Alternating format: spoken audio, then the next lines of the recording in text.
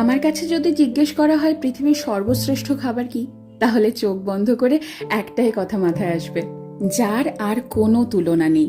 আমরা মধ্যমগ্রাম বাজার গিয়ে একেবারে বর্ষার ইলিশ কিনে এনেছি।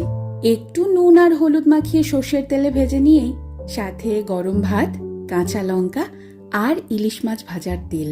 সত্যি কথা বলো, বাঙালির কি আর কিছু লাগে? এই দিয়ে তো পুরো প্লেট খালি। আমার মা যেহেতু স্কুল শিক্ষিকা, তাই অনেক সময় এমন হয়েছে ঘটা করে রান্না করার সময়ই পাইনি।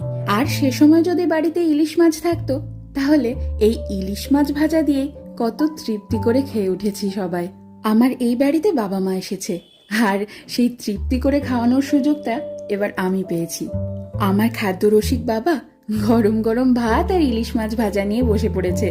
দেখো কত মজা করে খাচ্ছে, দেখেও যেন তৃপ্তি আসছে আমার।